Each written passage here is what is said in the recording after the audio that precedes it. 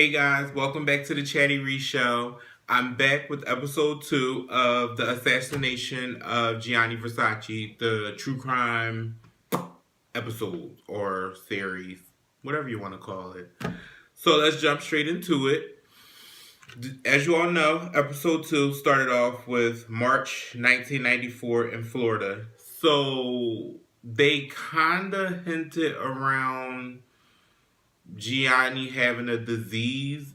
They didn't say what disease. They didn't say if it was HIV/AIDS or if it was cancer. All we seen was him getting like blood work and he was like real weak. And I was sitting here watching this like, could any of this be true? Like, I don't remember ever hearing any rumors of Gianni having a disease or anything like that. I know when I was finally like old enough to know about who Versace was, I like researched him and stuff, and I've never seen any kind of rumors like that out about him. So I was really confused by that.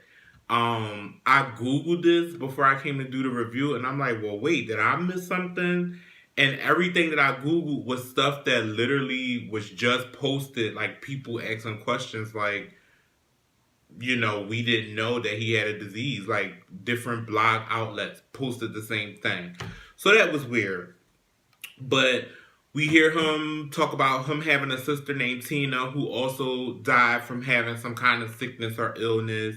And he always said that if he got sick, he would fight to get better and all of those kinds of things. His boyfriend was with him at the hospital while he was getting his blood work done.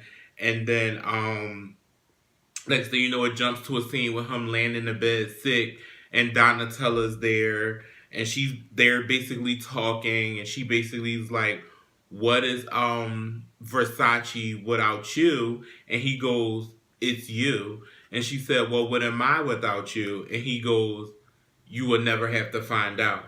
And so they hug each other. They were really close. Donatella and Gianni were really close. So I like that they show how close they were. Even though they argued with each other and got on each other's nerves about like the fashion aspect of it, outside of that, they were close. So I love seeing that. So Donatella leaves out the room and Gianni's boyfriend is sitting there and they exchange words and he was like, "So you really don't like me very much?" And she was like, "This wasn't enough for you, this lifestyle." She was like, "You got this big house, you got the fashion and lifestyle, and it's not enough. You still have to drag my brother in to you and these other men." And he said, "Whoa, I didn't drag your brother into anything. This is the life your brother wanted to live. He chose this." So, of course, it's Donatella's brother, so she's going to automatically take his side. So then it jumps to July 16th, 97.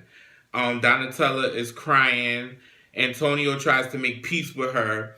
And she was like, "Look, he dead now. It's no more pretending. You know I don't fuck with you. So don't. Get back. And she walks off. Then it jumps to a clip of them fixing up his body, doing the makeup on his body, and like getting him together. And the next thing you know, she walks in because they got his body all set up. She walks in with a black suit so she could dress him one final time. She dresses him, she stands over his body, breaks down crying, and she whispers something to him. She's talking to him for one last time. And then they cremated his body. After they did the cremation, you see her and her husband get on a jet, and it looks like they're taking his remains back home to where he's from. So after that, it jumps to May 1997, South Carolina. You see Andrew's psychopath ass is at a Walmart. He goes in Walmart, buys a screwdriver, and he switches the tags from off of the red truck that he's driving that they're looking for to off of this person's car that's in the parking lot. He puts their tag, a South Carolina tag, on his car and puts the I want to say his tag said New Jersey, I think, or Pennsylvania. It wasn't a Miami tag. I think it was a Jersey tag, I think. But he put that tag on the other car, and next thing you know, the little girl's standing there, and she just staring at him, watching him do the whole thing.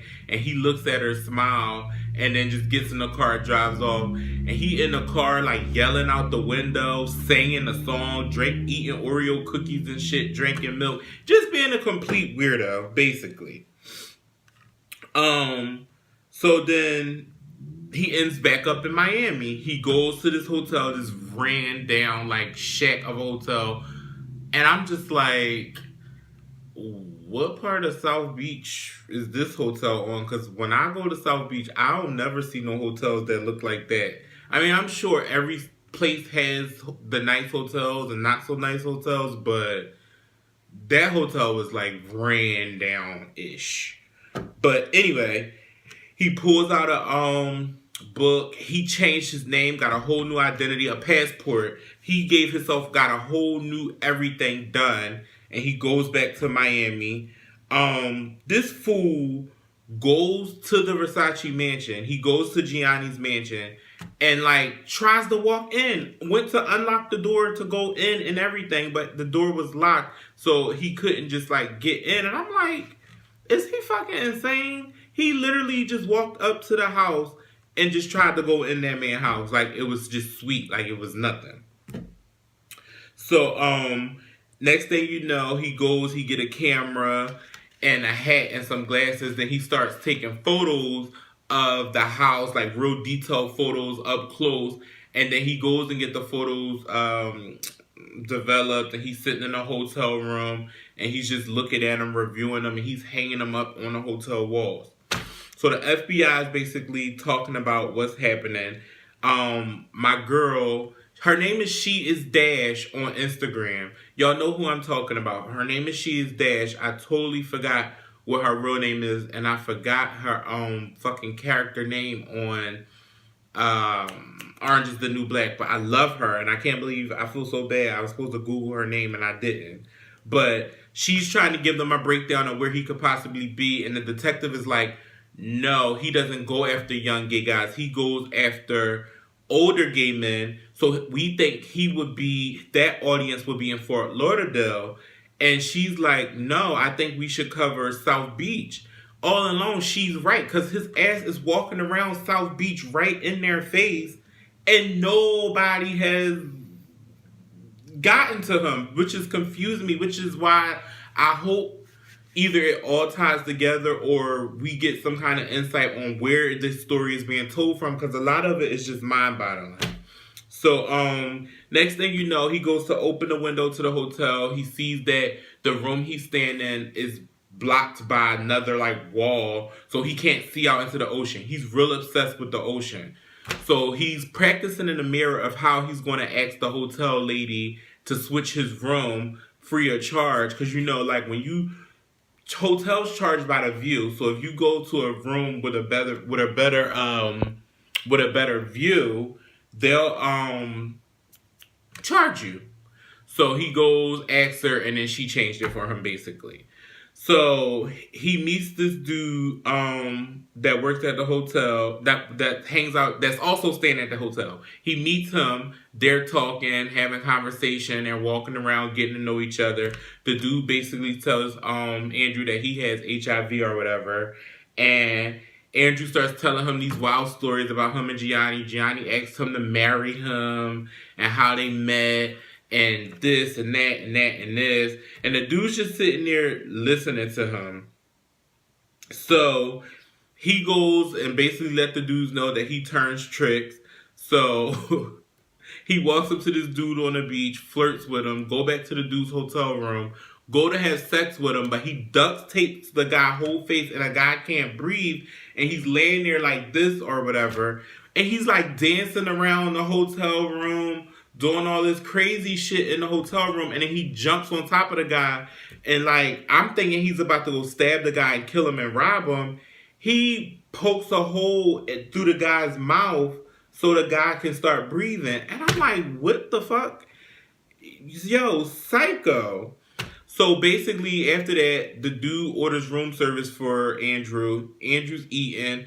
making up more lies, saying how he was the only kid in elementary school eating lobster while the rest of the kids were eating peanut butter and jelly sandwiches, and just making up all these like crazy see-down stories of this life that he really don't live. So he went to leave. He left his key, and the guy was about to call the cops on him because I think the guy either A, recognized him or he was going to call the cops on him for duct taping him the way he did. Either way, the dude was scared, but he didn't call the cops because he was married, and he went to put his wedding ring back on, and he would have had to come out the closet that he was gay and or sleeping around with a man. So he hung up after he called the cops. So next thing you know, we jump back to July 6, 1997. Donatella and Versace and Gianni are at the fashion show. They're arguing about fashion, what kind of model should walk down the runway. Donatella wants one style, he wants one style, but Gianni's like, this is what we're going to do. All at the end of the fashion show, he got a standing ovation. Donatella's standing in the background. She gave him the thumbs up, and that was kind of their way of making up. Andrew and his friend in the hotel getting high. Andrew, after he was done getting high, went in the bathroom, and then he duct taped his head up the same way how he duct taped the other guy his head up. Come out the bathroom and was like, I'm taking a shower. And then goes to take a shower and comes out with an attitude. Like, he just was weird. Like, y'all, he just was weird. So then we get to a scene where Gianni is sketching like new fashions, but his boyfriend is laying next to him having sex with another guy. So his boyfriend come out like, babe, come join us. And he was like, no, you go play, I'm working.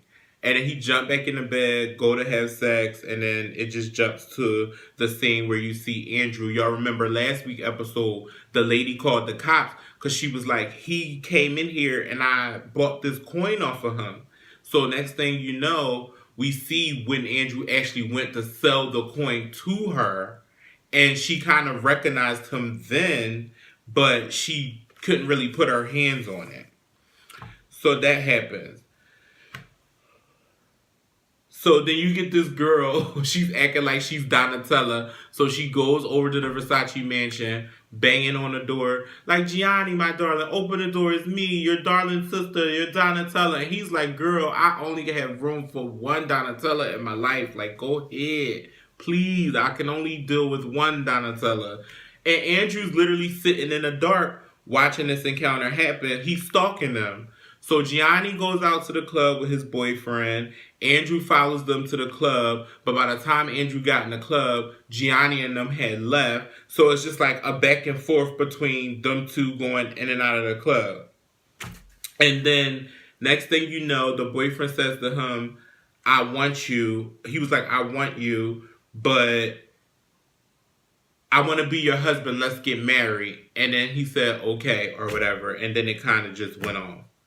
So that's how it ended, guys. I mean, it was another great episode. I enjoyed it. If I forgot anything, if I skipped a part or something, put it down in the comments. Let's chat about it.